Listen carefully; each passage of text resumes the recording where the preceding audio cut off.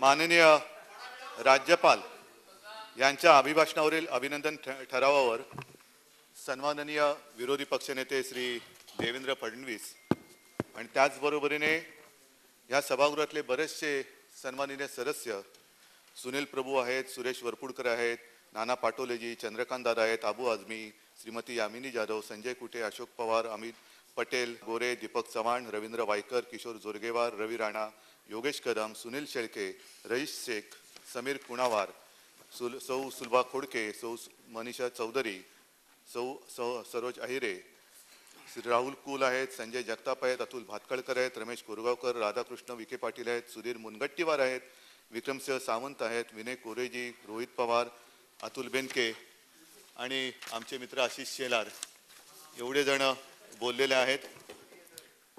या सर्वांनी अनेक विषय मांडलेत, काही सूचना केल्या आहेत, काही प्रश्न उपस्थित केले आहेत. कदाचित सर्व प्रश्नांना आणि सर्व शंका कुशंकांना मला ह्याच भाषणात उत्तर देता येणे शक्य नाही. काही राहून जातील, पण याचा अर्थ असं कृपया कोणी समजू नये की आपण विचारलेल्या कोणत्याही प्रश्नाला आमच्याकडे उत्तर नाही. प्रत्येक प्रश्नाला उत्तर आहे आणि आमच्या प्रत्येक कृतीला काही ना काहीतरी आधार आहे. खरं म्हणजे सगळे सदस्य बोलून गेल्यानंतर माझी अपेक्षा अशी होती की निदान मी उत्तर देताना ज्यांनी ज्यांनी काही विचारले ते हजर राहिले असते तर बरं झालं असतं. याचं कारण मी दिवसभर माझ्या very good very good Sudhir भाऊ, मी काय सांगू तुम्हाला. मी माझ्या केबिनमध्ये बसलो होतो, माझी कामं चालू होती आणि सभागृहाचं कामकाज थोडंसं बघत होतो, ऐकत होतो आणि अचानक मला असा भास झाला की मी नटसम्राट बघतोय. मी आहे अथेल्लो, मी आहे हॅमलेट, मी अमुक, मी तमुक. आणि त्याच्यामध्ये शेवट असा मला केविलवाणा वाटला की कोणी किंमत देता का, किंमत कोणी किंमत देता का, किंमत. सुधीर भाऊ, काय तुमचा वेश, काय तुमचा आवेश. चंद्रकांत दादा आणि थोडस देवेंद्रजींना भीती वाटायला लागली की आमचं कसं होणार. कारण ज्या तडफेने तुम्ही बोलत होतात, छान, अप्रतिम. काय कळलं काय होतं, जसं माझं झालंय तसं तुमचं पण थोडंसं झालंय. कलागुणांना वाव नाही मिळत ह्या क्षेत्रात. मी फोटोग्राफर आहे, गड किल्ल्यांची फोटोग्राफी केली, आता तो बंद आहे. सुधीर भाऊ, तुमच्यातला कलाकार हा कुठे लपून नाही राहत. जिथे जिथे संधी मिळते ना, तो असं उचंबोडून येत असतो. कला ही जन्मजात असावी लागते आणि ती तुमच्यात आहे. सुधीर भाऊ, ती मारू नका प्लीज. ती मारू नका, ती अशी जिवंत ठेवा, अशी खळाळती असली पाहिजे. नाही मी माझं तसंच करू नका.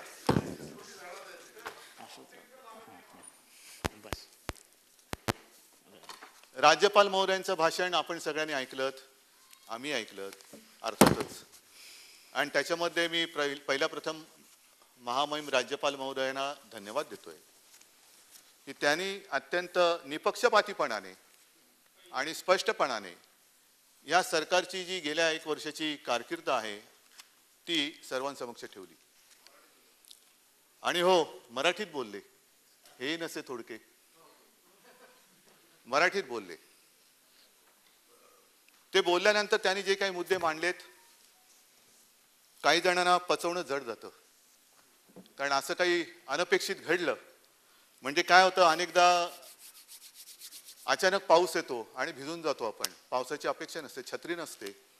तसं अनपेक्षित असं काही काम चांगल्या सरकारकडनं होईल अशी अपेक्षा नसताना ते झालं आणि राज्यपालाने ते मान्यता त्याला दिलेली आहे. राज्यपाल आपणच म्हणतात तसं ही एक संस्था आहे, व्यक्ती नाही. आणि त्या संस्थेने ते मान्य केल्यानंतर त्याच्याबद्दल दुमत असण्याचं काही कारण असतं का म्हणे. सुधीर भाऊ, मी जे काय थोडंसं ऐकलं त्याच्यामध्ये शिवभोजनचा उल्लेख केला की 5 रुपयात थाळी दिली, कसं होणार. दादाने विचारलं तुम्ही खाणार का, आम्ही खाणार का. मी राष्ट्रपतींचं भाषण थोडंसं पाहिलं आणि राष्ट्रपतींनी काय सांगितलं की या करोना काळामध्ये त्यांनी ती जी काय योजना आहे ना, प्रधानमंत्री गरीब कल्याण योजनेत 8 महिन्यांसाठी 80 कोटी लोकांना अतिरिक्त 5 किलो धान्य मोफत दिल्याचा उल्लेख आहे. 80 कोटी लोकांना अतिरिक्त 5 किलो 8 महिन्यानंतर हे सगळे गरीब श्रीमंत झाले का? की ज्यांना 5 किलो फक्त 8 महिन्यासाठी लागले आणि नंतर अचानक ते श्रीमंत झाले. मग इंधन वाढ झाली तरी चालेल, पेट्रोल वाढ झाली तरी चालेल, गॅस वाढला तरी चालेल, पण गरिबांना गरीब राहता कामा नये. आत्मनिर्भर झालं पाहिजे. गरिबांनी सुद्धा आत्मनिर्भर होण्यासाठी त्यांची कुवत वाढली पाहिजे. म्हणून आम्ही इंधनाची दरवाढ करतोय, आम्ही म्हणून गॅसची दरवाढ करतोय. या गरिबाला सुद्धा कमावून घरच्या घरी अन्नधान्य शिजवता आलं पाहिजे. अहो सुधीर भाऊ, एक गोष्ट मी नम्रपणाने सांगतो की आम्ही 5 रुपयात शिवभोजन थाळी देतोय, 5 रुपयात गरिबाचं पोट भरतोय, भरलेली थाळी देतोय. रिकामी थाळी वाजवत नाही करोना घालवायला. काय सांगितलं होतं? 8 बजे थाली बजाव खाली आहे, म्हणजे निदान त्या थाळीचा उपयोग आवाज काढायला आहे एवढं तरी गरिबाला कळलं. वाजवली स्वतःचीच वाजवली थाळी, स्वतःचीच वाजवली थाळी. तर भरलेली थाळी आणि रिकामी थाळी हा या सरकारमधला फरक आहे. आणि गरिबांना विचारा, तुला भरलेली थाळी पाहिजे का रिकामी? अहो म्हणजे मला असं वाटलं तेव्हा खरंच, म्हणजे करोनावरती तुम्ही बोललात, सगळेच जण बोलले. त्या करोनावरती बोलताना मी नंतर येतोच, पण महत्वाचा मुद्दा जो राज्यपाल महोदयांनी मांडलाय तो आहे सीमा प्रश्न. आणि त्याच्यात देवेंद्र, मी तुम्हाला धन्यवाद देतोय, खरंच धन्यवाद देतोय, मनापासून धन्यवाद देतोय. कारण राज्याची अस्मिता ही अशी असायला पाहिजे. हे राजकीय वेश जोडे बेडे हे असतात, पण काही गोष्टी अशा असतात की तिथे आपले राजकारणातले जोडे अभिनिवेश बाजूला ठेवून राज्यासाठी एकत्र यावं लागतं. आणि त्याच्यासाठी तुम्ही सोबत येण्याचं मान्य केलेलं आहे. मनापासून तुम्हाला महाराष्ट्रातीलच नव्हे तर सीमा भागातील, कर्नाटक व्याप्त महाराष्ट्रातील मराठी बांधवांच्या आणि माता भगिनींच्या वतीने धन्यवाद देतोय. चला आपण जाऊ, केंद्राकडे जाऊ आणि कर्नाटक सरकार तिकडे कानडीची कशी सक्ती लागते माझ्या मराठी बांधवांवरती आणि भगिनीवरती, ती मोडून तोडून काढूया आहे. आणि त्याच्याबद्दल तुम्ही करतात. तसंच आणखीन एक विषय आहे, तो म्हणजे 1-2 दिवसापूर्वी आपला मराठी भाषा दिन झाला. हा मुख्यमंत्री म्हणून माझा दुसरा मराठी भाषा दिन, गौरव दिन. आणि त्या भाषा दिनाच्या निमित्ताने आपण म्हणत असतो की आम्ही मराठी भाषेला अभिजात भाषेचा दर्जा देऊ. आम्ही म्हणजे कोण? कोण देणार आहे? आपल्याकडनं सगळं दिलेलं आहे. जे जे काय लागतं त्या सगळ्या गोष्टी तिकडे दिलेल्या आहेत, नसतील तर त्याही देऊ. पण अजूनही केंद्राकडून माझ्या ह्या मातृभूमीला तिष्ठत उभं ठेवलेलं आहे. काय मराठी भिकारी आहे? काय महाराष्ट्र भिकारी आहे? काय आम्ही कटोरा घेऊन त्या दिल्लीच्या दारामध्ये उभे आहोत? छत्रपतींची भाषा ही भिकारी असू शकत नाही, छत्रपतींची भाषा आहे. जे हिंदुत्व तुम्ही म्हणता, त्या छत्रपतींनी पहिलं हिंदवी स्वराज्य स्थापन केलं, त्यांची ही मातृभाषा आहे, तीच माझी मातृभाषा आहे, तीच तुमची मातृभाषा आहे. आणि छत्रपती नसते तर तुमचं आमचं सोडून द्या, दिल्लीत बसलेत ते तरी असते का, हा पहिला विचार केला पाहिजे. आणि ज्या भाषेमुळे आपलं अस्तित्व आहे त्या भाषेला तिचा मान दर्जा द्यायला तुम्ही नाकारत आहात. हा करंटेपणा महाराष्ट्र कदापि विसरू शकत नाहीये. हा करंटेपणा आहे आणि या करंटेपणा कधी महाराष्ट्र विसरणार नाही. मराठी माती आणि मराठी माता हे विसरू शकत नाही. बरेच विषय झालेले आहेत. सीमा भाग झाला, मराठी भाषेचा झाला, आणि त्याच्यानंतर आणखीन एक जो विषय तुमचा आमचा सगळ्यांचा जो आहे आवडता, तो म्हणजे सावरकर. सावरकरांना भारतरत्न द्या हे पत्र 2 वेळेला गेलेले आहे. देवेंद्रजी, आपण मुख्यमंत्री होतात. 20/8/2018 आणि 17/1/2019. कोण देतो भारतरत्न? काय आपली कमिटी आमदारांची करायची? कमिटी आमदारांची की भारतरत्न कोणाला द्यायचं? भारतरत्न देण्याचा अधिकार हा देशाच्या पंतप्रधानांच्या केंद्रीय समितीला आहे. का दिलं जात नाही? सगळेच तुम्हाला पाहिजेत. वल्लभभाई आमचे, सावरकर आमचे, गांधीजी आमचे, हे ते आमचे. तुम्ही निर्माण काहीच केलं नाही, कोणतेही आदर्श निर्माण नाही केले. पण जे तयार आदर्श आहेत ते घ्यायचे आणि त्याच्यावरती आपला शिक्का मारायचा. म्हणजे मला कोणीतरी सांगितलं की आता आपला देश हा प्रत्येक क्रिकेटची मॅच जिंकल्याशिवाय राहणार नाही. का? तर स्टेडियमचं नाव बदललेलं आहे. त्याच्यामुळे त्या स्टेडियम मध्ये मॅच घेतल्यानंतर एकही मॅच आपण हरू शकत नाही असं त्या स्टेडियमचं महात्म्य आहे. वल्लभभाईंचं नाव पुसून टाकता. सावरकरांना भारतरत्न देत नाही आणि आम्हाला शिकवतात संभाजीनगर करा. आम्ही करू ना, संभाजीनगर जरूर करू. पण त्याच्या आधी मला ही पण तारीख पाहिजे की याच विधानसभेमध्ये आपण संभाजीनगर विमानतळाचं नामांतर केलेलं आहे. छत्रपती संभाजी महाराज विमानतळ. कोणाच्या दारी ते अडून ठेवले. आमच्या मराठी भाषेला अभिजात भाषेचा दर्जा देत नाही, जी छत्रपतींची भाषा, आणि आमच्या छत्रपती संभाजी महाराजांचं नाव विमानतळाला देत नाही, जो आमच्या छत्रपती शिवाजी महाराजांचा सुपुत्र. आणि आम्हाला हिंदुत्व शिकवता. बाकी तुमच्या कविता ज्या आहेत त्या आहेतच. मग अशी तुम्ही काय सांगितलं ना, ए मेरे वतन के लोगो, तसंच ती आता पटकन पुढे इकडे मिळाली पाहिजे. मेरे वतन के लोगो. तसं मी म्हणेन की आता अशी वेळ आलेली आहे, ये मेरे महाराष्ट्र के लोगो. आंख में भरलो पाणी नाही, महाराष्ट्र कधी डोळ्यात पाणी भरून जाणार नाहीये. पूछ लो आंख का पाणी, आंखेचं डोळ्यात आलेलं पाणी पुसून टाक. आणि जो झूठ बोलते है उनकी, खत्म करो बेईमानी.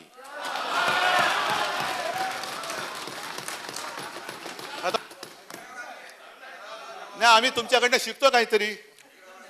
कारण काय होतंय, तुम्ही जे म्हणालात ना देवेंद्रजी की भाषणामध्ये यमक हेच त्याचं गमक, एवढं पुरतं नाही, काम करण्याची धमक सुद्धा आमच्यामध्ये आहे. आमच्यात काम करण्याची धमक आहे. आणि कोरोनाबद्दल आपण जे बोललात त्याची माहिती थोडीफार मी देतो. सगळी माहिती आहे ती पण तुम्हाला मी देईन. पण माझ्या या उत्तराला सुरुवात करण्यापूर्वी समर्थ रामदासांच्या 2 ओळी आहेत. मना सर्वथा सत्य सोडू नको रे, मना सर्वथा मिथ्य मांडू नको रे. मना सत्य ते सत्य वाचे वदावे, मना मिथ्य ते मिथ्य सोडून द्यावे. कृपा करून मिथ्य आता तरी सोडा. जे काय सत्य आहे त्याचा अंगीकार करा. आणि कोविडचा उल्लेख आपण केलात. हा उल्लेख करताना मला तुम्ही ती सांगितलेली माधव भंडारींची गोष्ट आठवली. माधव नाही, नारायण. माधव तरी बरे होते.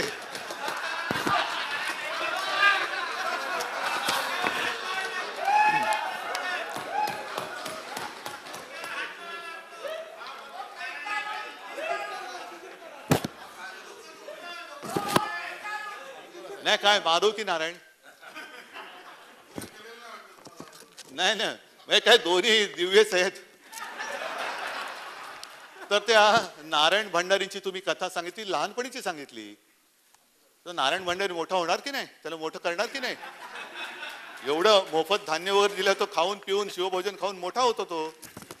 आणि मग काय झालं, तो नारायण भंडारी गाव सोडून जातो. ही कथा आहे, तुम्ही तुमची ज्यांनी लिहिली त्यांनीच मला लिहून दिलेली आहे. आणि अनेक वर्षानंतर गावात येतो. गावात आल्यानंतर गुरुजींना भेटलं पाहिजे. गुरुजींच्या दारामध्ये एक मोठी गाडी उभी राहते.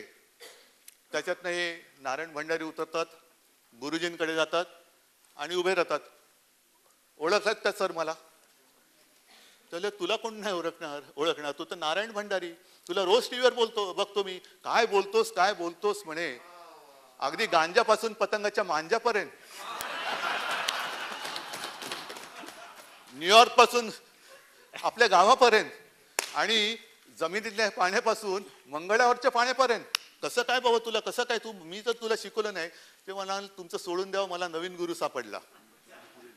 आणि ज्या क्षेत्रामध्ये मी आहे ना तिकडे असंच बोलावं लागतं. माहिती नसली तरी जोरात बोलावं लागतं. तसं मी बोलतो. त्याला वा वा वा वा वा वा, बरं तू सांग आता कसा काय आलास? ते म्हणाले आत्ता काही नाही, आत्ता म्हणे मी सरकारच्या कोविड काळातल्या आरोग्य सेवेमधला भ्रष्टाचार त्याच्यावरती टीका करून आलो. अरे काहीतरी चांगलं केलंस, खूप चांगलं केलंस. मग आता आलाच आहेस तर जेवून जा. तुला जेवणार कसा, मला परत प्रेस कॉन्फरन्स आहे. आता रे कसली प्रेस कॉन्फरन्स? तुला मगाशी त्या हॉस्पिटलच्या ह्याच्यातला सगळा भ्रष्टाचार काढला. आता प्रेस कॉन्फरन्स अशी आहे की हॉस्पिटलमध्ये ज्यांनी लाच घेतली त्यांच्यावरती कारवाई कराल तर याद राखा, खबरदार, आम्ही ठामपणे त्यांच्या पाठीशी आहोत हे सांगण्यासाठी प्रेस घ्यायची आहे. तर हे असे नारायण भंडारी गावोगावी असतात.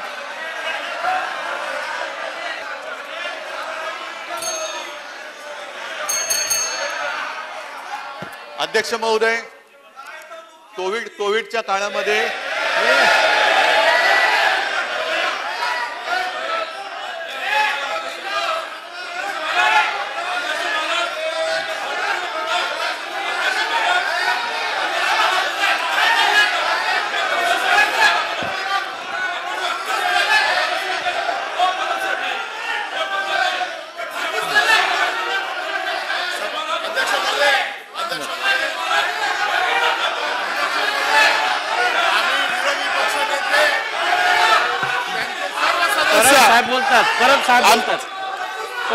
अध्यक्ष महोदय, आम्ही विरोधी पक्षनेत्यांचं भाषण फार शांतपणे ऐकलं. सुधीर भाऊंचं भाषण फार शांतपणे ऐकलं. आशिष शेलार, आपण सगळ्यांची भाषण आम्ही शांतपणे ऐकली. आमच्याकडनं तीच अपेक्षा आहे. आपल्याला काही गोष्टी पचत नसतील तर कशा पचवतील त्या पचवून घ्या, परंतु मुख्यमंत्री ज्या वेळेला बोलतायत त्यावेळेला एकेरी भाषेचा वगैरे उल्लेख करू नका. आपल्या सदस्यांना समज द्या, अन्यथा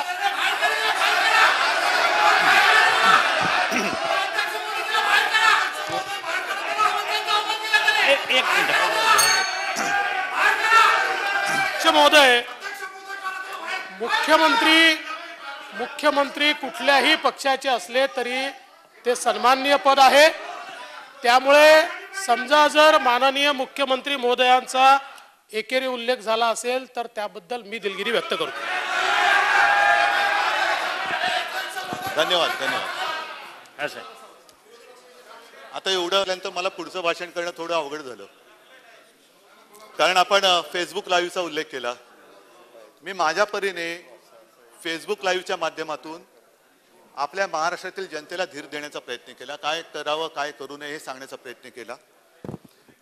आणि त्याचा परिणाम असा झाला की ज्या काही व्यक्तींनी मला संपर्क केला, जे काही माझ्याकडे संदेश आले, फीडबॅक आला, त्याच्यात महाराष्ट्राची जनता, त्यांच्या परिवारातील एक मला मानायला लागलं. हे माझ्या आयुष्यातील मोठी कमाई आहे, ही मोठी कमाई आहे. पण मी नेमकं काय करत होतो? आज जी परिस्थिती निर्माण झालेली आहे, करोना पुन्हा दुसरी लाट येते की काय अशी शक्यता आहे. रुग्णसंख्या वाढते आहे, का वाढते आहे, कशी वाढते हा एक मुद्दा आहेच. लॉकडाऊन करायचे की नाही करायचा. पण मी नेमकं हेच सांगत होतो फेसबुक लाईव्ह मध्ये. मी सगळ्यांना सांगत होतो की तुम्ही असा गलथानपणा करू नका की हा व्हायरस आहे, हा म्हणतोय मी पुन्हा येईन, काळजी घ्या. दुर्दैवाने थोडंसं इकडे तिकडे झालं आणि व्हायरस परत आला. आता त्याच्यामध्ये ज्या काही योजना आपण राबवल्या, माझे कुटुंब माझी जबाबदारी, त्याचं फलित आपल्याला माहिती आहे. संपूर्ण महाराष्ट्रामध्ये आपली आरोग्य सेविका असतील, इतर महसूल वगैरे काय असेल त्या एकदा दोनदा गेले, विचारपूस केली, कोणाला सहव्याधी आहेत का त्यांची चौकशी केली. आणि त्याचा उपयोग आता होतोय की कोणाला वॅक्सिन द्यायचं, कोणाला काय कसं ट्रीटमेंट द्यायची, तसं तो होतोय. आणि आत्ताची सुद्धा जी मोहीम आहे, मी जबाबदार, इकडे माझं कुटुंब माझी जबाबदारी, इकडे मी जबाबदार, मग सरकार काय करते? सरकार असं नाहीये. सरकार खबरदारी घेते, नक्की घेते. आणि ज्या काही गोष्टी आम्ही त्याची वाढ केलेली आहे, देशामधलं सगळ्यात मोठं जम्बो हॉस्पिटल आहे आपण पहिल्यांदा केलं, त्याच्यामध्ये किती रुग्णसंख्या, किती बरं केलं हे पण आहे. नंतर एक महत्वाचा मुद्दा आधी मी बोलून घेतो की ज्या केंद्रीय आर्थिक पाहणीचा उल्लेख आपण केला, त्या केंद्रीय आर्थिक पाहणी अहवालाचा जो काही एक सगळा गोतावळा असतो, त्याच्यामध्ये कोण असतं, कोण आहे, मी सहज चौकशी केली. त्याच्यात किती तज्ज्ञ आहेत, किती डॉक्टर्स आहेत, किती त्यांना कोरोनाबद्दल माहिती आहे. तर मला माहिती मिळाली ती अशी की ज्यांनी नोटबंदीच्या वेळेला त्याची स्तुती केली होती, ती महनीय व्यक्ती याचे अध्यक्ष आहेत. डॉक्टर आहेत, नक्की डॉक्टर आहेत, पण अर्थशास्त्राचे डॉक्टर आहेत. आता मला एक कळत नाही की ह्या आरोग्याच्या या प्रश्नामध्ये किंवा आपत्ती काळामध्ये अर्थशास्त्राचे डॉक्टर बरे की वैद्यकीय शास्त्रातल्या डॉक्टरचा कंपाऊंडर बरा, ज्याला काहीतरी औषधं बघतो. म्हणजे हे सांगा ना, डॉक्टर आहे कसला,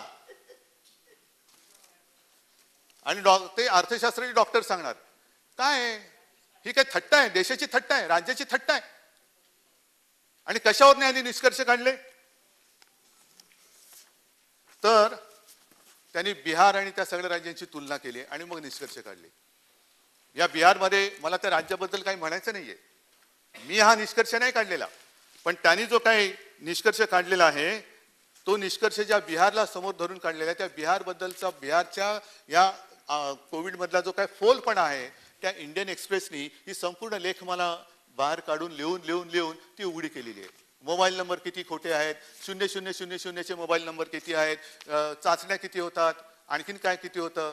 मग हे सगळे निकष धरून तुम्ही या आपल्या महाराष्ट्राला बदनाम करणार आणि आपल्या यंत्रणेवरती विश्वास न ठेवता तुम्ही या थातूरमातूर जी कोणी लोक निष्कर्ष काढतात त्यांच्यावरती विश्वास ठेवून आपला महाराष्ट्र बदनाम करणार.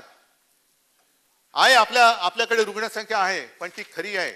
एक सुद्धा रुग्ण आपण लपवलेला नाही आणि एक सुद्धा मृत्यू दुर्दैवाने याच्यात झालाय तो आपण लपवलेला नाही, लपू देणार नाही. ज्या वेळेला याची सुरुवात झाली मार्च, एप्रिल, मे मध्ये, ते जे काही सगळं वातावरण होतं फार भयानक होतं. मी मानतो तेव्हा हॉस्पिटल्स नव्हते, बेड्स नव्हते, ॲम्ब्युलन्स नव्हते, ऑक्सिजन नव्हता, औषधं नव्हती, औषधं आज पण नाहीयेत. आणि मग जे मृत्यू होत होते, अचानक रुग्ण यायचा, त्याचा स्वॅब टेस्टला गेल्यानंतर तो त्याचा रिपोर्ट येईपर्यंत त्याचा मृत्यू व्हायचा. आणि कारण काय असायचं, कार्डियक फेल्युअर, किडनी फेल किंवा हेवी डायबिटीज. आणि तो मृत्यू झाल्यानंतर मग त्याचा रिपोर्ट यायचा की हा कोविड पॉझिटिव्ह सुद्धा होता. मग काय करायचं, मी सांगितलं अजिबात लपवाछपी करायची नाही.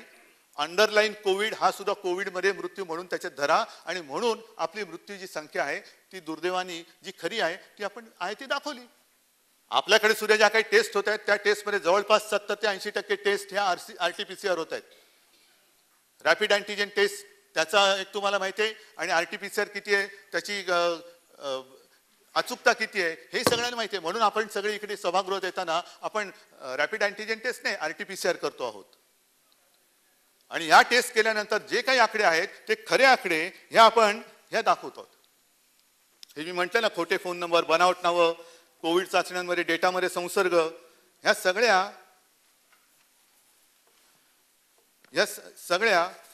आपण खऱ्या आहेत त्या त्याच्यामध्ये देतो आहोत. खोटेपणा करायचा असता तर कधी करू शकलो असतो, पण खोटेपणा करणं हा आमच्या रक्तामध्ये आहे. खोटं बोलणं, मग ते बंद दारात जरी का असेल, पण आयुष्यात कधी खोटं बोललेलं नाही आणि खोटं बोलणार नाही.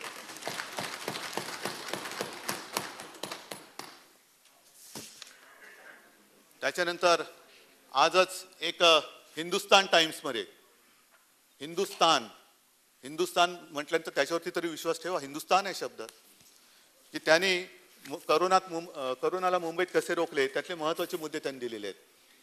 मग मुंबईची जीवनवाहिनी उपनगरीय रेल्वे थांबवण्याचा निर्णय, हे एक मी मुद्दामून सांगू इच्छितो की ज्या वेळेला आपल्या पंतप्रधानांनी लॉकडाऊन केला, अचानक लॉकडाऊन केला, मी किमान त्याच्या आधी 8 दिवस सातत्याने तिकडे फोन करत होतो आणि सांगत होतो की तुम्ही एकतर लोकल्स थांबवा, आणखीन परगावी जाणारे जे मजूर आहेत आमचे त्यांना जाण्यासाठी तुम्ही ट्रेन्स द्या, त्याचे पैसे आम्ही देतो. नहीं अभी कैसा करेंगे, अब तो नहीं हो सकता, अब तो ऐसा है, अब तो वैसा है. ठीक आहे. आणि तेव्हाच मी सांगितलं होतं की हे जर का आपण केलं नाही तर कायदा आणि सुव्यवस्थेची गंभीर परिस्थिती निर्माण होऊ शकते. कारण हे जे मजूर आहेत ते मजूर जास्त काळ आता या इकडे थांबतील असं काही शक्यता नाहीये. पण तेव्हा नाही करायला दिलं. आणि जेव्हा लॉकडाऊन केला गेला, जेव्हा वाहतूक थांबवण्याची, रहदारी थांबवण्याची गरज होती, तेव्हा उघडं करून टाकलं. काय हालत झाली होती त्यांची. तांडेच्या तांडे नुसते निघाले होते आपल्या गावाकडे, लाखो लोक निघाल्यानंतर सुद्धा त्यांच्यावरती आपण कुठली जुलूम जबरदस्ती नाही केली. ते जिथे जिथे जातील तिथे तिथे त्यांच्या छावण्या उभारून त्यांना जवळपास 1 महिनाभर दिवसाचं 3 वेळेचं मोफत अन्न आपण दिलं होतं. त्यांच्याकडे डॉक्टर सुद्धा आपण ठेवले होते. कशाला, काही व्हिडिओ सुद्धा प्रसिद्ध झाले होते की आपल्या राज्यातून परराज्यात गेलेले मजूर जथेच्या जथे होते, आणि ते चिडलेले होते. ते सांगत होते याच्यापेक्षा इकडे आम्हाला कोणी विचारतच नाही. उत्तर प्रदेशमध्ये गेले, बिहारमध्ये गेले आणि तिथले ते सांगत होते की आम्हाला इथे विचारत नाही, याच्यापेक्षा आमच्या महाराष्ट्रामध्ये आमची काळजी जास्त चांगल्या पद्धतीने घेतली गेली होती. हे गोरगरीब बोलतायत सुधीर भाऊ, गोरगरीब बोलतायत, आम्ही नाही. पाठ थोपटून घ्यायला सुद्धा आधी काम करणारी छाती असावी लागते. आणि आमच्याकडे तुम्ही कोविडचा हिशोब विचारताय, जरूर विचारा. पण एक नम्रपणाने सांगू इच्छितो की ज्या वेळेला महाराष्ट्रातल्या जनतेसाठी कोविडमध्ये काही उपाययोजना कराव्या लागतात, सेवा सुविधा देण्यासाठी आपण अर्थसंकलन सुरू केलं, तेव्हा मला थोडीशी लाज वाटते की आपल्या सगळ्यांचा फंड हा महाराष्ट्रासाठी न येता दिल्लीकडे गेला. मुख्यमंत्री मदत निधी, मला नकोय मदत निधी.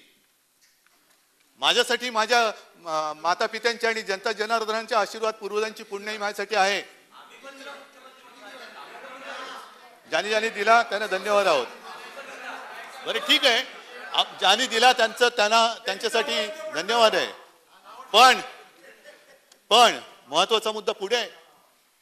इथे जसं तुम्ही पोल खोल करता आहात, जी नाहीच आहे, कारण अजून पोलला वेळ आहे, निवडणुकीला वेळ आहे अजून. पण ज्या प्रधानमंत्री तो जो काय फंड आहे, PM केअर काय म्हणतात त्याला, त्याचा हिशोब कोण मांडणार, कोण देणार? त्याचा हिशोब विचारायचा नाही. ते उत्तर द्यायला बांधील नाहीत, कारण ते महनीय व्यक्ती आहे.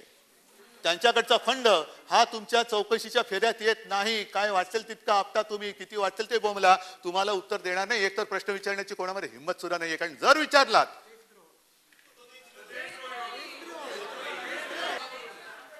काही परिस्थिती आलेली आहे की मी काही बोलण्याच्या आधीच लोकांच्या मनातून येतं की प्रश्न विचारला का देशद्रोह. ही लोकशाही, ही इथली लोकशाही. आणि मग मी सांगतो की कोविड काळमध्ये जे काही केलेलं आहे हे मी दरवेळेला फेसबुक लाईव्हच्या माध्यमातून सांगितले, पण काही थोडंसं तुम्हाला पुन्हा सांगतो. प्रत्येक जिल्ह्यात टास्क फोर्सची निर्मिती केलेली आहे. ऑक्सिजन व्यवस्थापन आणि उत्पादनावरती नियंत्रण आणलं होतं. तेव्हा खाजगी रुग्णालयात 80% ज्या रुग्णशय्या आहेत त्या आपण कोविडसाठी रिझर्व्ह केल्या होत्या. आणि महात्मा फुले जनारोग्य योजनेचा लाभ आशिषजी 60,000 नाही, त्याच्या आधी 5 लाख आकडा आहे. 5,58,059 कोविड रुग्णांना आपण त्याची करून दिलेली आहे. टेस्टची संख्या म्हणजे जेव्हा हे संकट आलं तेव्हा आपल्या राज्यामध्ये फक्त 2 किंवा 3 टेस्ट लॅब होत्या. एक आपल्या कस्तुरबामध्ये, एक पुण्याला आणि कदाचित मला वाटतं एक नागपूरला असेल. आता या खाजगी आणि सरकारी मिळून जवळपास 500च्या आसपास चाचणी केंद्र आपण राज्यात निर्माण केलेली आहेत. आणि तिकडे सुद्धा आज दिवसा गणिक, म्हणजे एकट्या मुंबईमध्ये सुद्धा 20 ते 25,000 चाचण्या आता रोजच्या होत आहेत. ही आपली एक उपलब्धता आहे, ही उपलब्धता आहे. अनेक गोष्टी आपण केलेल्या आहेत. याच्यामध्ये आणखीन एक महत्वाचा मुद्दा जो असतो की डायलिसिस काय, हा एक मोठा प्रश्न होता. कारण येणारा रुग्ण आज सुद्धा हॉस्पिटलमध्ये रुग्ण आल्यानंतर तो कोविड आहे का नॉन कोविड फार कठीण असतं, परंतु त्याला उपचार ताबडतोबीने सुरू करावे लागतात. मग डायलिसिसचा प्रश्न होता आणि त्या डायलिसिस साठी सुद्धा आपण मुंबईमध्ये जवळपास 150च्या आसपास ही केंद्र आणि त्या सोयी सुविधा आपण करून दिलेल्या आहे. खूप आपण केलेले आहे. मला वाटतं हे सुद्धा मी आपल्याकडे नंतर पाठवून देतो, नक्की देतो, कारण बोलण्यासारखं बरंच आहे.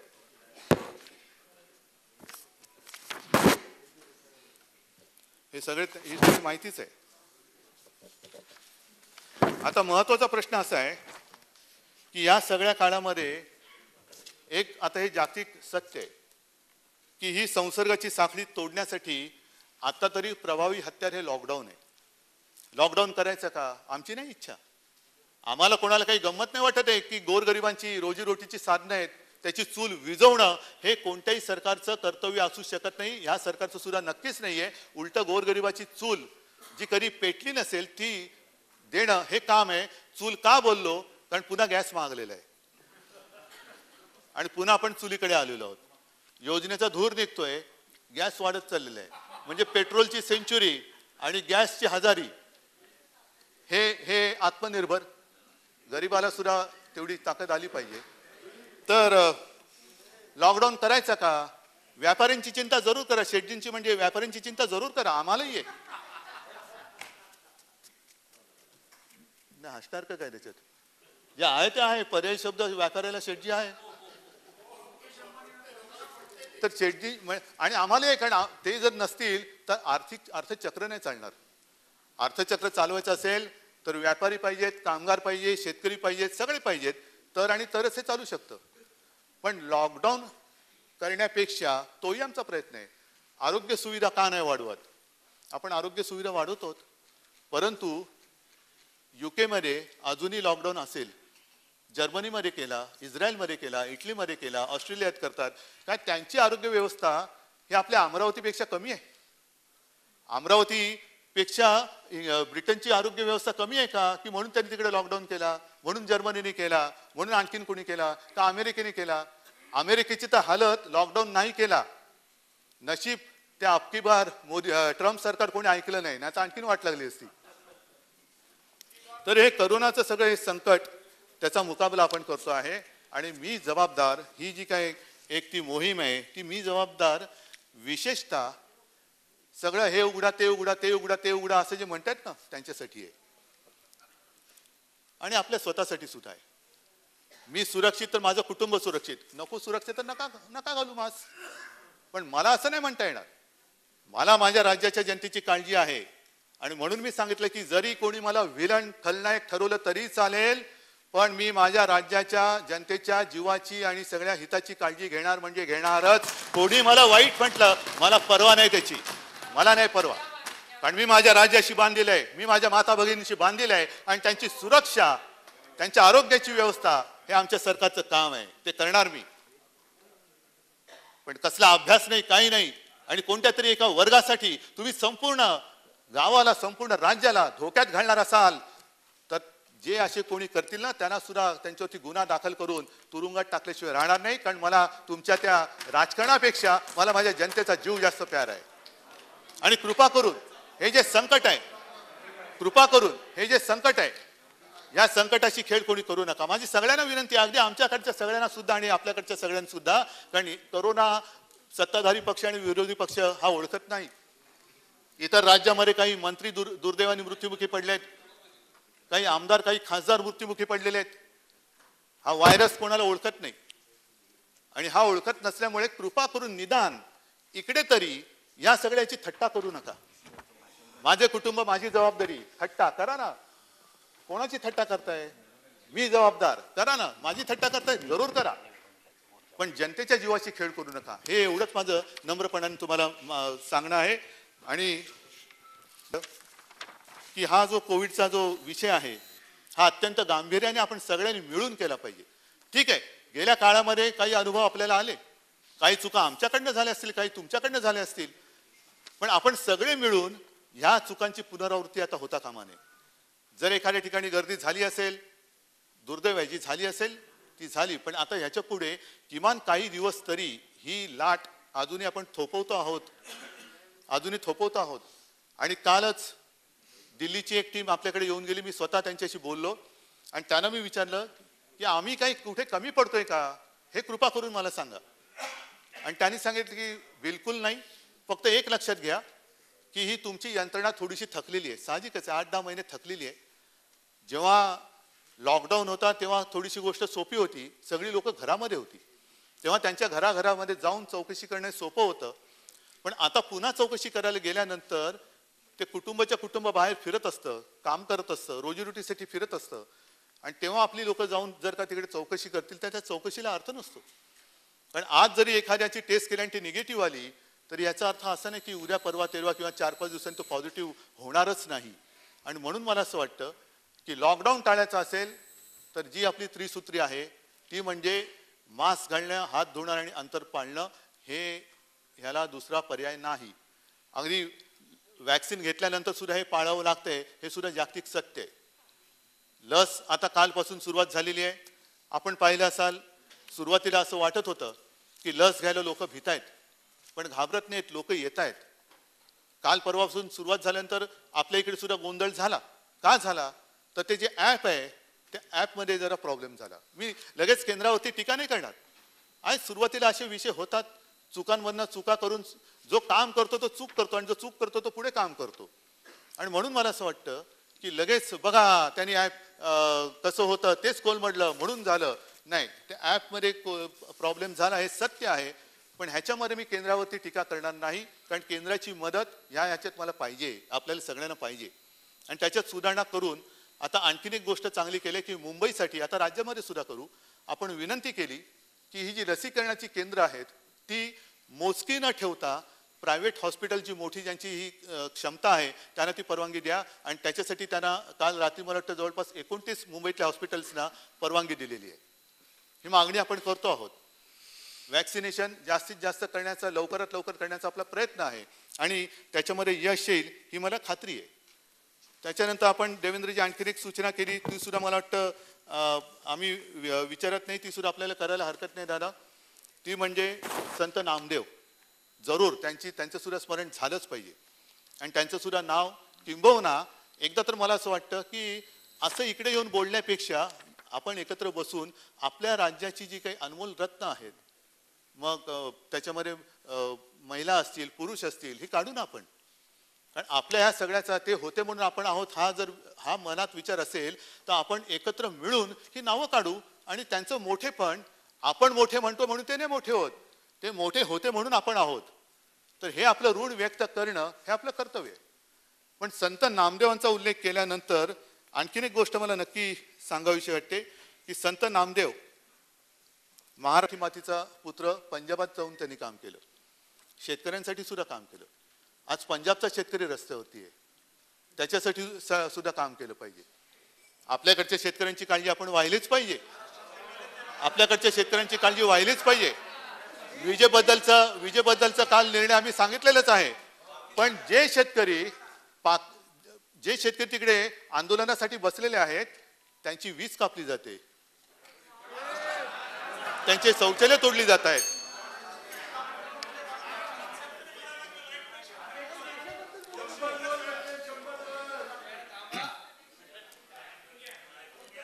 त्यांची वीज तोडली जाते, पाणी तोडलं जाते, टॉयलेट तोडली जात आहेत. एवढंच नाहीये तर त्या आपल्या देशाच्या, या सार्वभौम देशाच्या राजधानीत येऊ नये म्हणून त्यांच्या मार्गामध्ये खिळे टाकले जात आहेत. ज्या तारांचं कुंपण देशाच्या सीमेवर असायला पाहिजे ते तारांचं कुंपण त्यांच्या आणि त्यांच्या हक्काच्या दिल्लीत राजधानीसाठी मध्ये टाकलं जात आहे. म्हणजे शेतकऱ्याच्या मार्गात खिळे आणि चीन दिसला तर पळे.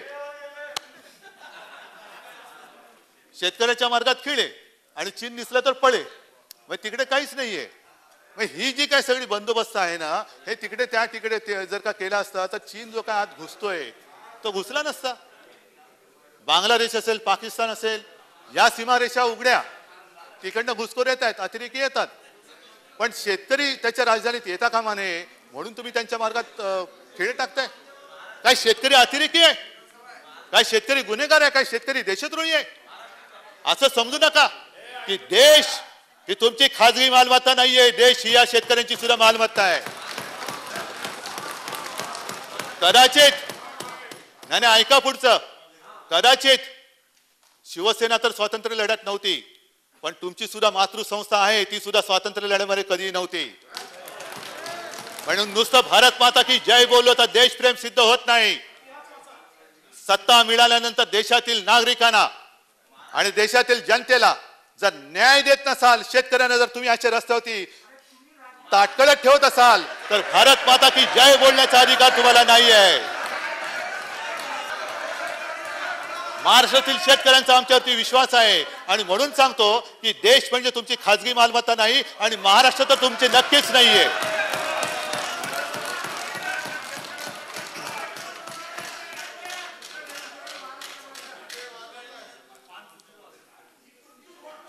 कृषीबद्दल मी नक्की सांगेन, कारण शेतकऱ्याचा विषय आल्यानंतर कृषीबद्दल बोललंच पाहिजे. विकेल ते पिकेल, पिकेल ते विकेल नाही, जे विकेल ते पिकेल म्हणजे ज्याला बाजारपेठ आहे. माझा थोडासा वेगळा दृष्टिकोन आहे, सरकारचा दृष्टिकोन थोडा वेगळा आहे. पुढच्या वर्षी कोणतं पीक कोणत्या पिकाला आणि काय पिकाचा कोणत्या दर्जाला ही मागणी असणार आहे त्याचा एक मार्केट सर्वे करून शेतकऱ्यांना सांगायचं की तुला आम्ही सगळे देतो बियाणे देतो, पण ते ह्या दर्जाचंच बियाणे असेल की या दर्जाचंच तुझं धान असेल, या दर्जाचंच सोयाबीन असेल, या दर्जाचीच तूर असेल, जे काय असेल ते असेल, पण त्याला मार्केट असेल. म्हणजे त्याला नुसती हमी भाव नाही, हमखास भाव हा मिळाला पाहिजे, हे आमच्या सरकारचं धोरण आहे आणि त्याची सुरुवात करतोय. एका वर्षामध्ये काही जसं गेले 6 वर्ष शेतकरी वाट बघतोय आमदनी दुगणी हो जाएगी, झालंच नाही, होतच नाहीये. गॅस दुप्पट झाला, इंधन दुप्पट झालं ना, ते म्हणून तर सायकलवर आले. नशीब सायकलीचे दर नाही वाढवले, नाहीतर सायकलीत हवा भरण्याची सुद्धा दर वाढवून ठेवाल.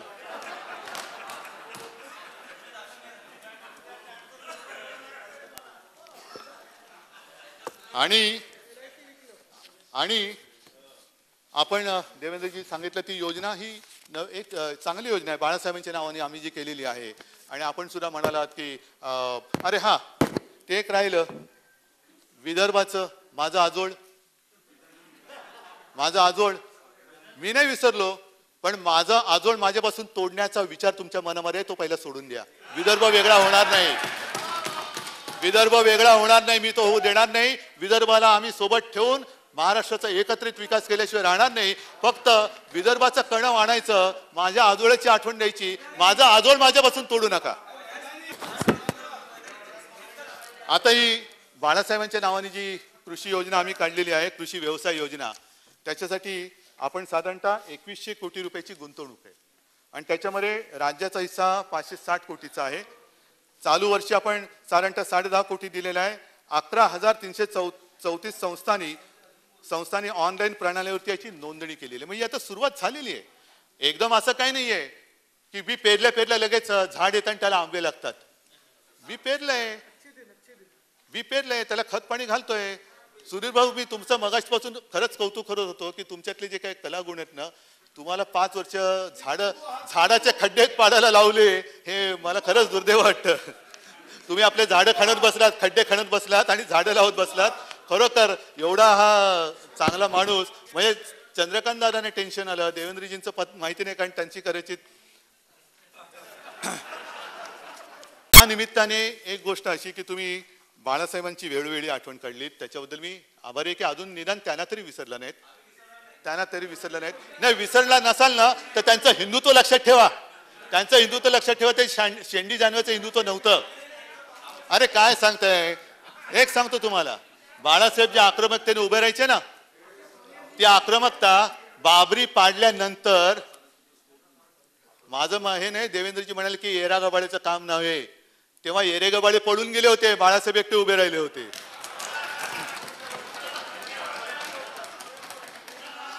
म्हणजे आता विषय असा झालेला आहे, बाबरी कोणी पाडली आम्हाला माहित नाही, बाबरी आम्ही पाडलेली नाहीये. शिवसेना प्रमुखांनी सांगितले जर ते माझे शिवसैनिक असतील तर त्यांचा मला अभिमान आहे, नुसता अभिमान तर गर्व आहे. म्हणजे बाबरी पाडली कोणी, आम्ही नाही पाडली. 6 वर्ष केंद्रात सत्ता असताना सुद्धा राम मंदिरासाठी कायदा केला नाही. राम मंदिराचा निर्णय कोणी दिला, सुप्रीम कोर्टाने दिला. आणि आता राम मंदिरासाठी घराघरात जाऊन पैसे मागताय, म्हणजे पैसे दिले कोणी, जनतेने दिले, पण आमचं नाव आलं पाहिजे.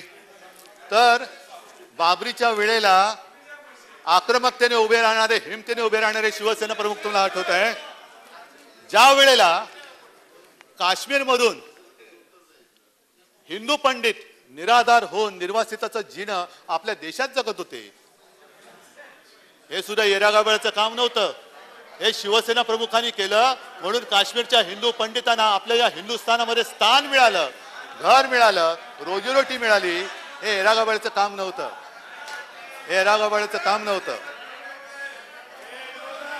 कोणती सत्ता बाळासाहेबांकडे नव्हती. पण आमचं हिंदुत्व तुम्ही जागवत असताना तुम्ही फुटीरतावाद्यांबरोबर काश्मीरमध्ये सत्ता स्थापली. कुठे गेलो होतं तुम्हाला तुमचं हिंदुत्व? अफजल गुरुला सुद्धा ते काय हुतात्मा बित्वात्मा म्हणत होते, ते तुम्हाला चालतं. त्यांच्या मांडीला मांडी लावत असताना काय हिंदुत्व तुमचं भ्रष्ट झालं नव्हतं? आम्हाला शिकवता हिंदुत्व. 370 कलम काढल्यानंतर सुद्धा आणि तुम्ही सत्तेत असताना सुद्धा किती किती किती निर्वासित झालेल्या हिंदू पंडितांना घरं दिली त्याचा हिशोब पहिला मांडा आणि मग आमच्या अंगावरती या. हिंदुत्वाच्या गप्पा आम्हाला शिकवू नका, तेवढी तुमची पात्रता नाहीये. आणि ज्या बाळासाहेबांची तुम्ही आठवण करतात त्या बाळासाहेबांच्या खोलीमध्ये जरा न थांबा जरा, कारण हा जो विषय मांडतोय तो सगळ्यांना कळला पाहिजे. हा मी पुन्हा सांगतोय, ज्या बाळासाहेबांची तुम्ही आठवण करताय काय उमाळे येतात तुम्हाला, पण त्याच बाळासाहेबांच्या खोलीमध्ये बंद दाराआड दाराच्या बाहेर देवेंद्र होते का, त्यांना दाराच्या बाहेर ठेवलं तर मला माहिती नाहीये. पण मी आणि अमित शहा हे बसून ज्या काही पुढच्या वाटचालीची आम्ही आखणी केली होती, निर्लज्जपणाने हा शब्द मी मुद्दामून वापरतोय, असंसदीय असला तरी वापरतोय, निर्लज्जपणाने आठ ठरलेली गोष्ट तुम्ही बाहेर पडून नाकारून टाकता. हे तुमचं हिंदुत्व, हे तुमचं बाळासाहेबांचं प्रेम. ज्या खोलीला आम्ही खोली नाही मानत, ती खोली ही आमच्यासाठी मंदिर आहे. आणि निदान मला असं वाटलं होतं, कारण पहिले तुम्ही आम्हाला फसवलं होतच. 2014 साली युती तुम्ही तोडली होती, तेव्हाही आम्ही हिंदू होतो, आजही हिंदू आहोत आणि उद्याही हिंदू आहोत. हिंदू म्हणूनच मी मरणार आहे. तुमची कोणाशी युती कराल कल्पना नाही मला. हो ते पण बघतो. अहो शर्जील उस्मानी उत्तर प्रदेश मध्ये घाण आहे, ती आमच्याकडची नाहीये. आणि आणि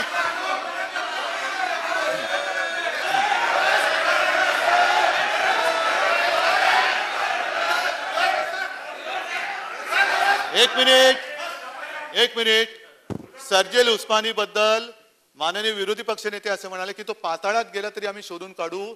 कधी जाणार?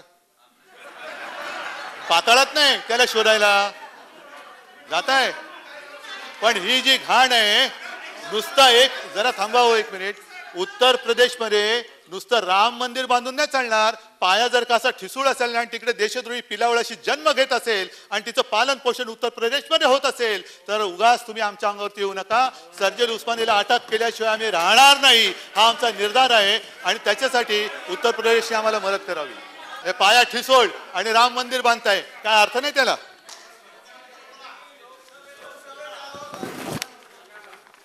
आणि जसं हे तुम्ही आमचं हिंदुत्व सांगता, ही मजबुरी आहे, आमची आहे, तुमची आहे, सगळ्यांची आहे. सांगतो, संघमुक्त भारत करणाऱ्या नितीश कुमारना डोक्यावरती घेऊन गणपती बाप्पा करावं लागतंय तुम्हाला. काय आहे तुमचं दुर्दैव? संघमुक्त भारत आणि त्याला ये रे बाळा, ये रे माझ्या माहेर आहे, काय मला कळत नाही. रामविलास पासवानना मांडीवरती घ्यावं लागलं असं. छे, काय तुमची हिंदुत्व आणि काय तुमची नीती आणि काय तुमची काय देव जाणे. जाऊ द्या.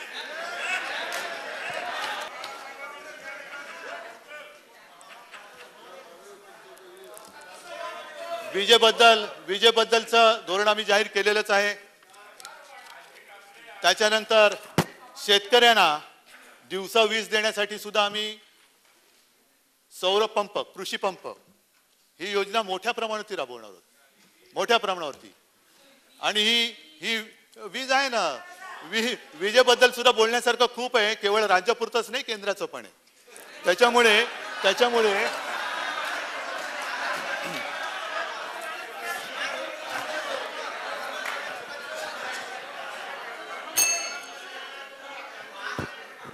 त्याच्यानंतर शेतकऱ्यांबद्दल बोलतो, कारण शेतकऱ्यांसाठी बोलतो, कारण शेतकऱ्यांसाठी जलयुक्त शिवार ही योजना होती. आणि त्या योजनेबद्दल त्या सीएजीने काय ताशेरे मारले ते पण सांगतो तुम्हाला. त्यांनी सांगितले की अंमलबजावणी केलेल्या 34 जिल्ह्यांपैकी जास्त खर्च झालेल्या अहमदनगर, बीड, बुलढाणा, पालघर वगैरे वगैरे याच्यामध्ये 120 गावांची निवड करण्यात आली. 1128 कामांचे अभिलेख तसेच अंमलबजावणी तपासण्यात आली. त्याच्यात 120 गावांच्या आराखड्यामध्ये अंदाजित अफवाह पेक्षा कमी साठवण कारण नमूद नाही. गाव आराखडा मंजूर करण्याआधी जिल्हास्तरीय समितीने कुठलेही स्पष्टीकरण मागितले नाही. 83 गावामध्ये गाव आराखड्यामध्ये दर्शविल्याप्रमाणे साठवण क्षमता पुरेशी नव्हती वगैरे वगैरे वगैरे आहे. अनधिकृत बोरवेलचं आहे. त्याच्यानंतर हे आहे, हे तुमचं जलयुक्त शिवार आणि हे तुमचं शेतकरी प्रेम. हो तेच विचारून सांगतोय. आणि जर कॅगचा अहवाल जर का मानायचं नसेल तर कॅग संस्था रद्द करा. आपण शेवटी असं आहे की महाराष्ट्राला बदनाम करणारा आर्थिक पाहणी निकष तो कोण, कुठला डॉक्टर बसल्या अर्थशास्त्र ज्याला औषधाशी देणं घेणं नाही आजारी पडल्याशिवाय, त्याचा अहवाल आपण मानतो. आता आरे थोडंसं बोलतो, कारण मगाशी आरे राजीव असं सगळं बघितलं, म्हटलं आरे रे, हे त्याच्यातच अडकले. आता आरे बद्दल असं आहे की आरे किंबहुना मेट्रो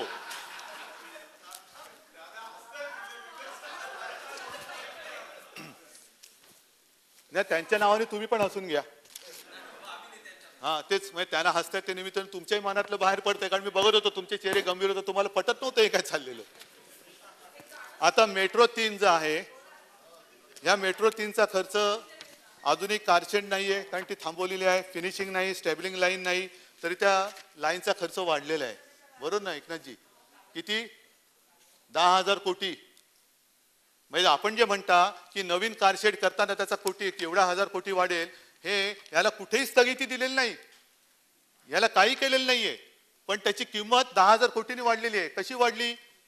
देऊन टाकायची मंजुरी अशी का काही बघायचं खोलात जाऊन? 10,000 कोटींनी वाढली. आम्ही काही नाही केलेलं, ही फाईल आता आलेली आहे आणि तिकडनं विचारणं होते की हे तुम्हाला मान्य आहे का. म्हणजे आणखीन कर्जावरती कर्ज घेत जायचं. खर्च कसा वाढतोय? का खर्च करण्याच्या आधी त्या टेंडर बिंडरमध्ये या काही गोष्टी नमूद नव्हत्या, पण या सगळ्या गोष्टी होत आहेत. आणि त्याच्यामध्ये आणखीन एक गोष्ट की लाईन 6चे टेंडर काढलं पण डेपोचाच पत्ता नाही. म्हणजे काय माहितीये का, कालवे आहेत पण धरणाचाच पत्ता नाही. कालवे काढले पण धरणं कुठे? धरणं नाही माहिती, धरणं बघू नंतर कधी, कालवे काढावं. आणि कांजूरची जी जागा आहे, या कांजूरच्या जागेबद्दल मी नम्रपणाने सांगू इच्छितो की हा कोणी प्रतिष्ठेचा किंवा इगोचा विषय करू नये. आरेची जी कारशेड आहे, ही कारशेड देवेंद्रजी पुन्हा सांगतो, जो काही रिपोर्ट आहे त्याच्याप्रमाणे काही वर्ष ती अपुरी पडणार आणि त्याच्यानंतर पुन्हा 4A ह्याच्यासाठी कारशेड करण्याची गरज लागणार आहे. मग आम्ही काय म्हणतो की हे सगळं असं इकडे तिकडे करण्यापेक्षा सगळं एकत्रित करूया. 3ची करूया, 4ची करूया, 4A ची करूया आणि तिकडे कांजूरची केल्यानंतर ही जी कनेक्टिव्हिटी आहे ती थेट कल्याण, डोंबिवली, अंबरनाथपर्यंत वाढते, तिथपर्यंत वाढते. म्हणजे आरे आपलं तर सुरक्षित राहते, कारण तिथे काही पर्यावरणवाद्यांनी वगैरे आक्षेप घेतला, कारण सगळ्यांना माहिती आहे, ते काय मला पुन्हा सांगण्याची आवश्यकता नाहीये. पण जर का अधिक चांगला मार्ग निघत असेल आणि जागेच्या मालकी हक्काचा जो विषय आहे तो अजून कोर्टात आहे. ही जागा केंद्र म्हणतं त्यांची, आपण म्हणतो आपली आहे, मध्येच एक कोणतरी म्हणतं तो त्याच्यावरती लीजवरती होते, ती आहे. पण याचा अर्थ असा नाही की तिकडे काही होऊ शकत नाहीये, तिकडे होणार, नक्की होणार. आणि त्याच्यासाठी सुद्धा जसं सीमा प्रश्नासाठी तुम्ही एकत्र येतात, मराठी भाषेसाठी आहात, तसं याच्यासाठी येऊन करू ना, काहीतरी आपण राज्याला देऊ, काहीतरी या मुंबईला देऊ. ही जागा आहे ती पहाडी गोरेगाव, तिकडे ती खाजगी जागा आहे. ही जी जागा आहे ती सरकारची जागा आहे, केंद्र म्हणतं त्यांची, आम्ही म्हणतो आमची, ठीक आहे. पण जर मेट्रो हा प्रकल्प दोन्ही सरकारचा मिळून असेल तर तुझं माझं कशाला, तुझं माझं खेचाखेच कशाला करतोय? आपण एकत्र बसूया आणि तो एकत्र बसून हा मार्ग काढला तर हा विषय सुटू शकतो, हा सुटू शकतो. आणि त्याच्यामध्ये खर्चाचे सुद्धा जे काय तुम्ही आकडे म्हणतायत, तेवढा मोठा काय आगडबंब खर्च होत नाहीये. आणि जो काय खर्च होत आहे, पण सुविधा ही पुढच्या 50-100 वर्षासाठी कित्येक पटीत लोकसंख्या जी त्याच्यात कव्हर करतोय आपण, थेट अंबरनाथ, बदलापूर पर्यंत आणि तिथून मग आपल्या कुलाबाई पर्यंतची जी काही कनेक्टिव्हिटी आहे ती मिळते. म्हणून माझी हात जोडून नम्र विनंती आहे की इकडे कृपा करून राजकारण करू नका. आपल्याला तुम्ही काय आम्ही काय पहिले एकत्र होतो, कदाचित पुढे आपण सगळे एकत्र येऊ आणि त्याच्यानंतर मग आपल्याला मेट्रोला आपण एकत्र गेलो तर किती मोठं होईल. हा एक मुद्दा आहे जो मी मुद्दा म्हणून आपल्याला सांगू इच्छित होतो. आणि नंतर गुंतवणुकीमध्ये सुद्धा थोडेसे आकडे असे आहेत की त्याच्यात पटकन कळत नाही नक्की काय झालेलं आहे. कागदावर दिसतंय की गुजरात आपल्यापेक्षा पुढे आहे, जावा गुजरात जावं, सगळी राज्य जावीत, पण त्यांनी जावं गेले म्हणून काय मी मागे राहावं असं त्याचा अर्थ नाहीये. मी नीती आयोगाच्या बैठकीमध्ये सुद्धा हेच सांगितलं होतं की प्रधानमंत्रीजी एक काहीतरी धोरण ठरवा, एखादा उद्योग आमच्याकडे यावा म्हणून आम्ही तुला हे फुकट देऊ, ते फुकट देऊ, विजेत सवलत देऊ, ह्याच्यात ते देऊ, मग आम्ही हे देतो, मग पलीकडचे म्हणतील तुला जागा फुकट नाही, मी तुला त्याच्यावरती आणखीन पैसे देतो. ही स्पर्धा आहे ना, ही स्पर्धा खड्ड्यात घालणारी स्पर्धा आहे. म्हणून ही जी काय आकडेवारी आहे, गुजरातमध्ये जुलै 2020 ते सप्टेंबर 2020 या काळात 1,16,511 कोटी रुपयांची गुंतवणूक झाल्याचे दिसतं, नक्की दिसतं, झाले. पण प्रत्यक्षात काय प्रत्यक्षामध्ये काही कंपन्यांचे शेअर त्यांनी घेतलेले आहेत. ही थेट गुंतवणूक नाहीये, शेअरची गुंतवणूक आहे. आपल्याकडे थेट गुंतवणूक झालेली आहे.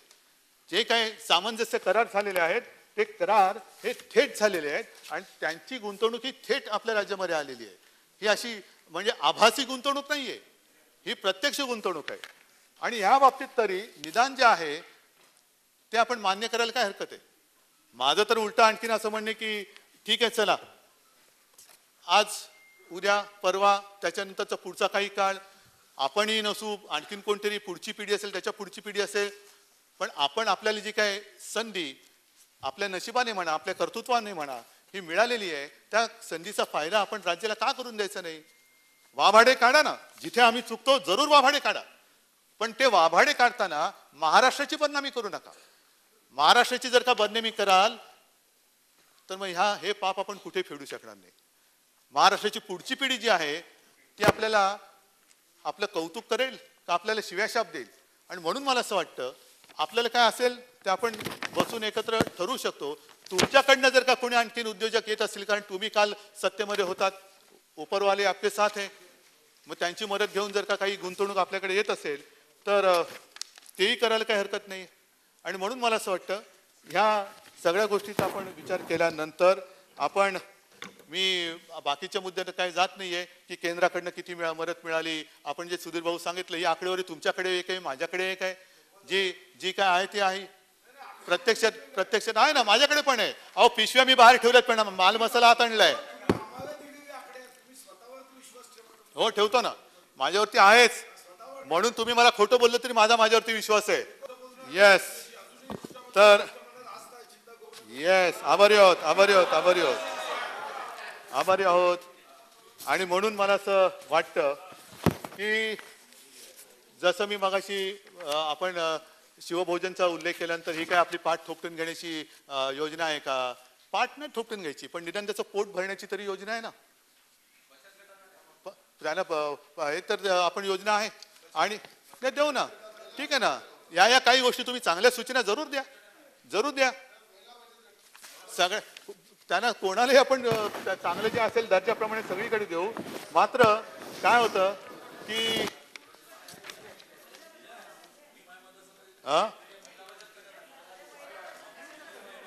सगळ्यांना देऊ शकतो. काय होतं की केंद्र सरकारच्या काही योजना आहेत, मी टीका म्हणून नाही, पण जसं तुम्ही आमच्या योजनेचे वाभाडे काढले तसं केंद्राने सुद्धा म्हटलं होतं अच्छे दिन आएंगे. हे गेल्या विधान सभागृहात मी काढलेले, आता काय पुन्हा उघडत नाहीये. आजच पेपरमध्ये बातमी आली, गॅसच्या किमती वाढल्या, सगळं वाढलं. लोकांना खोटं बोलून एकदा सत्ता येऊ शकते, लाट येऊ शकते, पण ती लाट टिकवणं फार गरजेचं असतं. सत्ता आणणं, विजय मिळवणं हे कठीण आहेच, पण विजय टिकवणं हे फार कठीण आहे. म्हणजे ते कठीण जसं आपल्याला आहे तसं जे सत्तेवर आहेत ते पंतप्रधान किंवा काही सगळ्यांना आहे. आणि म्हणून एक विंदा करंदीकरांची कविता आहे, ही लाट आहे. ऐका हो सुधीर भाऊ, तुमच्यासाठी मी कविता शोधून आणतो आणि तुम्ही नाही ऐकत, काय असं चालेल. बरं ठीक आहे, ही विंदा करंदीकरांची कविता आहे. ही लाट आहे तोवरी खुशाल तू गाजून घे, गाजण्याला अर्थ कितीचा ते जरा समजून घे. हे अशिक्षित रांगडे प्रश्न पुसती भाबडे, पुसतात हे थोडे नसे ते जरा समजून घे. म्हणजे कोणी प्रश्न विचारला तर तो देशद्रोहीच असेल असं नाहीये.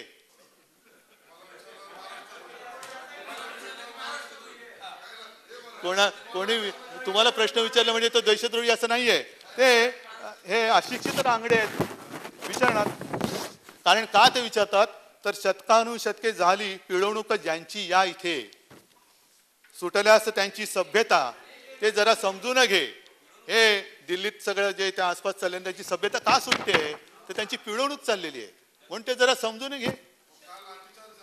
म्हणूनच ते जरा समजून घ्या. म्हणून ते पण आम्ही समजून घेतोय, त्या यौवनासह येतसे हा आग्रही उत्साही, अतिरेक थोडा व्हायचा ते जरा समजून घे. आणखीन पुढचं आहे ते फार कदाचित कोणाला लागू पडते कल्पना नाही. तुम्हाला नाहीच लागत, ज्यांचं असेल त्यांना ना आपुले आवडे, त्यांच्या रुचेना आपणा, बीज प्रगतीचे विरोधी ते जरा समजून घे. प्रेमाप्रमाणे राग सुद्धा माणसानं जोडतो. हा, हे लक्षात घ्या. मानवातील गूढ नाते बंद दाराआड ते जरा समजून घे. टाळ झडती तेवढ्याने मानू नको ही पंढरी, शूटिंग चाले ना इथे ते जरा समजून घे. आणि म्हणून मला प्रामाणिकपणाने असं वाटतं की जरा थांबा ना, माझं पूर्ण होऊ द्या ना जरा. म्हणून माझी नम्र विनंती आपल्याला आहे की असा आमचा दावा नाहीये की आम्ही ब्रह्मदेवाचे अवतार आहोत. कोणीच नाहीये ना, आम्ही ना तुम्ही ना कोणी ना कोणी. करण्याचा प्रामाणिकपणाने आटोकाट प्रयत्न करतो आहोत. जिकडे आम्ही कमी पडत असू जरूर सूचना द्या, पण त्या सूचनेला सुद्धा एकाच नजरेने पाहायचं. कठीण परिस्थिती जगभर आलेली आहे.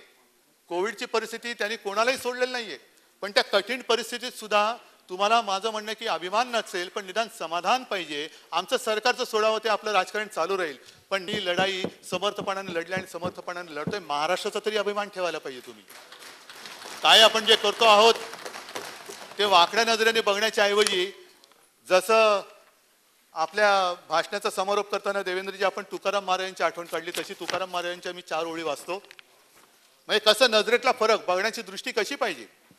आंधळ्यासी जना अवघेचे आंधळे, त्याला बिचारायला काही दिसतच नाही, त्याला सगळ्यांना वाटतं की सगळ्यांनाच दृष्टी नाहीये. आपणासी डोळे दृष्टी नाही, रोग्या विषतुल्य लागे हे मिष्टान्न, तोंडासी कारण चवी नाही. तुका म्हणे शुद्ध नाही जो आपण, तया त्रिभुवन अवघे खोटे. ह्याच्यामध्ये त्यांनी सार्थ सगळं दिलेलं आहे. म्हणून जे जे काय आम्ही केलेलं आहे ते सगळंच काही शून्य आहे असं कृपा करून समजू नका. 1-2 मिनिटं बोलतो, मग तुम्ही ताडकन उठून जे बोलायचं ते बोला. मी नम्रपणाने एवढंच सांगतोय की हे सगळे आरोप प्रत्यारोप सगळे जे काय आहे, द्वेष मत्सर, हे कधीतरी कुठेतरी काही काळापुरतं तरी बाजूला ठेवून आपण जसं आपण माणसं आहोत त्या पद्धतीने बोलू. आणि म्हणून सुधीर भाऊ, जे मगाशी मी तुम्हाला सांगितलं की मला तो नटसम्राट आठवला, मीच आहे अथेल्लो, मीच आहे हेमलेट. आपण शांतपणाने बोलू, शांतपणाने ऐकू आणि महाराष्ट्राला समृद्ध करू. जय हिंद, जय महाराष्ट्र.